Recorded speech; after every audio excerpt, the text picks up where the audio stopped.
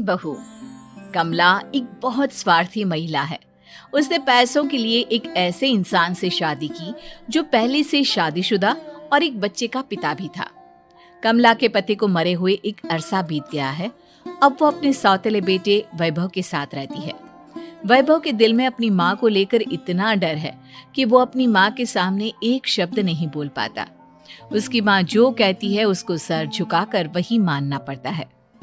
वैभव, तुमने अभी तक घर का काम क्यों नहीं किया? तुमसे कितनी बार कहा है कि सूरज निकलने से पहले तुम घर की साफ सफाई पूरी कर दिया करो। वैभव कुछ नहीं बोलता, चुपचाप सर झुकाए अपनी माँ की बात सुनता रहता है। तभी पास में खड़ा नौकर सुखराम कहता है, मालकिन, वैभव बाबा को रात से तेज बुखार है, इसलिए वो सुबह जल्दी उठ नहीं पाए। उनके बदले मैं घर की साफ सफाई कर देता हूँ। इसे कोई बुखार नहीं है। मैं इसे अच्छी तरह से जानती हूँ। ये सब काम न करने के बहाने हैं। सुखराम काका, बोल दो इसे, सारे घर का काम यही करेगा। और इससे समय पर अपना काम पूरा नहीं किया तो इससे आज का खाना भी नहीं मिलेगा। मगर मालकिन, वैभव बाबा की सच में ही तबीयत खराब है, आप एक बार देख तो लीजिए। कमला बिना कुछ बोले वहां से चली गई और बेचारा वैभव तेज बुखार में भी काम करता रहा। कमला वैभव की शादी एक ऐसी लड़की से कराना चाहती थी जो अनपढ़ हो और कमला से इसी तरह डरे जिस तरह वैभव डरता है, ताकि वैभव की सारी जायदाद और धन दौलत उसकी मुट्ठी में रहे। लेकिन आज के जमाने में ऐसी लड़की मिलना मुश्किल है। कमला कार में यही सब कुछ सोचती जा रही थी कि तभी रास्ते में, अरे ड्राइवर, तुमने कार क्यों रोक दी? और ये इतना शोर कैसा? मैडम, आगे कुछ बंजारों का खेल चल रहा है, इसलिए भीड़ लगी है। मैं अभी भीड़ को साइड में करवाकर कार निकालता हूँ। ड्राइवर भीड़ को साइड करके कार निकालने की कोशिश करने लगा कि तभी कमला की नजर रस्सी पर चल रही एक फुलवा नाम की बंजारन पर पड़ी। क्यों ना मैं इस बंजारन की शादी वैभव से करा दूं? ये तो अनपढ़ लग रही है, मेरे पैरों तले दबकर भी रहेगी। मुझे अभी इसके माँ बाप से बात करनी होगी। ये सोचकर कमला ने उन बंजारों से बात की और उन्हें शाम को अपने घर बुलाया। फुलवा के माता पिता वहां उसे लेकर आ गए। उन्होंने इतना आलीशान घर पहले कभी नहीं देखा था। अच्छा हुआ आप लोग आ गए। देखिए, मुझे घुमा फिरा कर बात करने की आदत नहीं है, इसलिए सीधे सीधे मुद्दे पर आती हूँ। मुझे आपकी बेटी बहुत पसंद है। मैं अपने इकलौते बेटे की शादी आपकी बेटी फुलवा से कराना चाहती हूँ। इसके बदले में आप जो चाहो वो ले सकती है। तभी फुलवा की माँ कहती है, ये क्या कह रही है मैम साहब? कहीं आप हमारी गरीबी का मजाक तो नहीं उड़ा रही ना? आप मेरे बेटे से मिल लो। अगर आपको मेरा बेटा पसंद आता है तो मैं कल से ही शादी की तैयारी शुरू कर दूंगी। सुखराम, वैभव को लेकर आओ। फुलवा अपनी माँ के कान में फुसफुसाती है, माँ, कहीं इस मेम साहब का छोरा पागल तो ना है? फुलवा अपनी माँ से बात कर रही होती है कि वैभव वहां आता है। फुलवा उसे देखती ही रह जाती है और उसके माता पिता उसकी शादी तय कर देते हैं। शादी वाले दिन किसी को फुलवा और वैभव की बेमेल विवाह की बात समझ में नहीं आती। फिर भी एक औरत कमला से पूछ ही लेती है, कमला जी, आपने अपने इकलौते बेटे की शादी देहाती गवार से क्यों करा दी? ये बंजारन आपके घर की बहू बनने लायक तो नहीं है। कम से कम अपने स्टेटस का ही ख्याल कर लिया होता। बहू तो अपने टक्कर की लाती, आपने तो बंजारन को ही बहू बना लिया। अब कमला को समझ में नहीं आ रहा था कि इस बात का क्या जवाब दे। वो कुछ देर चुप रही और सोच समझ कर कहती है, बहन जी, आपको तो पता है आजकल के बच्चे किसी की बात कहाँ सुनते हैं। मैं तो अपनी बहू एक पढ़ी लिखी और अपनी सोसाइटी की ही ढूंढ रही थी। लेकिन मेरे बेटे ने मेरे सामने इस बंजारन को लाकर खड़ा कर दिया। बोला कि मैं शादी करूंगा तो इसी से। अब भला मैं क्या करती? मुझे अपने बेटे के सामने झुकना ही पड़ा। कमला की ये बातें सुखराम भी सुन रहा था। उसने ये सारी बातें वैभव को जाकर बता दी। काका, मैं तो फुलवा को जानता भी नहीं, फिर माँ मेरे बारे में झूठ क्यों कह रही है? अरे बेटा, तुम कितने भोले हो, तुम्हें कुछ भी नहीं पता। तुम्हारे पिता अपनी सारी संपत्ति तुम्हारे नाम करके गए हैं। तुम्हारी माँ नहीं चाहती कि यह संपत्ति तुम्हें मिले, इसलिए उन्होंने तुम्हारी अनपढ़ लड़की से शादी करवाई ताकि तुम्हारी तरह वो भी अपने हक के लिए आवाज ना उठा सके। सुखराम काका, मैं क्या करूं, आप ही बताओ। माँ के सामने आते ही मेरे हाथ पैर कांपने लगते हैं। मैं माँ को कुछ भी नहीं कह पाता। वे दोनों बात कर ही रहे थे कि अचानक कमला वहां आ गई। कमला को देखकर दोनों घबरा गए। तुम दोनों फिर कभी बातें कर लेना, अभी फेरों का समय हो गया है, चलो जल्दी आओ। इस तरह फुलवा और वैभव की शादी हो गई। अगले दिन कमला ने फुलवा को बुलाया और उसे नसीहत देने लगी। देख बंजारन, तुझे मैंने अपनी बहू बना तो लिया है, लेकिन तुझे इस घर में आँख कान मुंह बंद करके रहना होगा। घर का काम कर और अपने पति से मतलब रख, समझी? कमला का ऐसा रवैया फुलवा को बिल्कुल समझ में नहीं आया। उसने वैभव से इस बारे में बात की। सुनिए ना, माँ जी ने जिस तरह मुझसे बात की मुझे अच्छा नहीं लगा। शादी से पहले तो वो मुझसे बहुत अच्छे से बात कर रही थी, लेकिन शादी के बाद उन्हें क्या हो गया?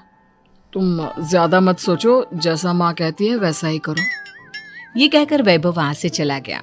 अगले दिन वैभव को घर के नौकरों की तरह काम करता देख फुलवा को बहुत हैरानी हुई। फुलवा ने इस बारे में सुखराम काका से बात की तो सुखराम काका ने फुलवा को सारी बात बता दी। अब फुलवा को समझ में आ गया कि उसकी सास ने एक बंजारन को बहू क्यों बनाया।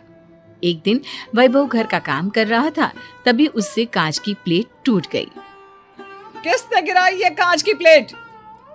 वैभव को वहां खड़ा देख कमला ने छड़ी से उसे मारना शुरू कर दिया। उसके पैर में कांच चुभ गया और खून बहने लगा, लेकिन फिर भी कमला उसे मारे जा रही थी। ये देखकर फुलवा ने कमला के हाथ से छड़ी छीन ली और तोड़कर फेंक दी। बंजारन, तेरी इतनी हिम्मत, तूने मेरे हाथ से छड़ी छीनी? कमला फुलवा को थप्पड़ मारने ही वाली थी कि फुलवा उसका हाथ पकड़ लेती है। ओ सस माँ, मैंने मॉम की गुड़िया ना समझ लियो। बंजारन हूँ बंजारन, ईंट का जवाब पत्थर से देना जानती हूँ। आज के बाद मेरे या वैभव जी के ऊपर हाथ उठाने की सोचियो भी ना, समझी ससु माँ? ये कहकर फुलवा वैभव को लेकर वहां से चली गई। उसने वैभव के पैर पर पट्टी बांधी, उसके आंसू पोंछे। वैभव ने पहली बार किसी के दिल में अपने लिए इतना प्यार महसूस किया। अब फुलवा वैभव का हर काम में हाथ बटाती, उसका बहुत ख्याल रखती। इस तरह दोनों बहुत ज्यादा नजदीक आ गए। वहीं दूसरी ओर कमला सारी जायदाद अपने नाम करने की साजिश करने लगी। और एक दिन, वैभव, वैभव, जल्दी बाहर आओ। कमला की आवाज सुनकर वैभव और फुलवा अपने कमरे से बाहर आ गए। जी माँ, आपने बुलाया? ये ले, इन कागजों पर साइन कर दे। वैभव कागजों पर साइन करने ही वाला था कि फुलवा वैभव के हाथ से पेन छीनकर कहती है, ना वैभव जी, आप इस पर हस्ताक्षर नहीं करेंगे। आओ बंजारन, मैं तुझसे बात नहीं कर रही। ये बात मेरे और मेरे बेटे के बीच की है। चुपचाप पेन दे दे, नहीं तो तेरी खाल उधेड़ लूंगी। ससु माँ, बंजारन की खाल इतनी भी ढीली ना होवे कि कोई भी उधेड़ लेवे। जो यकीन ना आता हो तो देख ले उतार के। और हाँ, बंजारन जरूर हूँ पर अनपढ़ ना हूँ। मन्ने भी पता है कि किसी भी कागज पर साइन करने से पहले उसे अच्छी तरह पढ़ लेवे हैं। पेन देती है या नहीं? ये कहकर कमला फुलवा को मारने आई तो फुलवा ने कमला को धक्का दे दिया और वो नीचे गिर गई। कमला डरकर वहां से भाग गई। अब फुलवा ने वो कागज उठाए और वैभव के साथ सीधा वकील के पास चली गई। वकील ने वो कागज देखे और फुलवा को बताया, वैभव के पिता की सारी जायदाद और संपत्ति वैभव के नाम है, लेकिन वैभव की सौतेली माँ इस संपत्ति को अपने नाम कराना चाहती है, इसलिए इन कागजों पर वो साइन करा रही थी। तो अब हमें क्या करना चाहिए वकील साहब? वकील ने फुलवा और वैभव को सब कुछ अच्छी तरह से समझा दिया। अब दोनों घर पर पुलिस को लेकर पहुंचे। कमला पुलिस को देखकर घबरा गई। पुलिस ने कहा, आपके नाम की कंप्लेंट हुई है, आपको हमारे साथ थाने चलना होगा। कंप्लेंट? कैसे कंप्लेंट?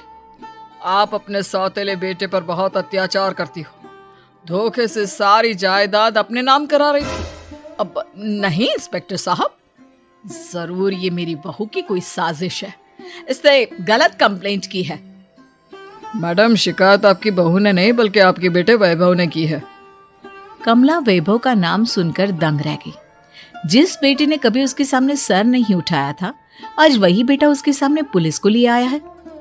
वैभव, तुम्हारी इतनी हिम्मत कि तुम पुलिस को ले आए? हाँ माँ, मैं लाया हूँ पुलिस को, और मेरे अंदर इतनी हिम्मत कभी ना आती अगर फुलवा मेरा साथ ना देती। आपने बंजारन बहू को लाकर अपने ही पैर पर कुल्हाड़ी मारी है माँ। मैडम, अब की बात खत्म हो गई हो तो चलो हमारे साथ। वैभव, मुझे माफ कर दो, मुझे थाने मत भेजो। आज के बाद मैं तुम्हें कभी नहीं मारूंगी, तुम्हें कभी परेशान नहीं करूंगी, मुझे माफ कर दो। वैभव अपनी कंप्लेंट वापस ले लेता है और पुलिस वहां से चली जाती है। वैभव अपनी सौतेली माँ से कहता है, मैंने पुलिस को वापस तो भेज दिया है, लेकिन मैं आपको माफ नहीं कर सकता। आपने बचपन से आज तक कभी मेरे सर पर हाथ नहीं रखा, हमेशा मुझे मारती रही, नौकरों की तरह बर्ताव करती रही। आप इस घर में नहीं रह सकती, चली जाइए यहाँ से। कमला घर छोड़कर चली गई और सड़क किनारे खड़ी होकर सोचने लगी, काश मैंने वैभव को माँ की तरह प्यार किया होता तो आज मैं इस तरह से बेसहारा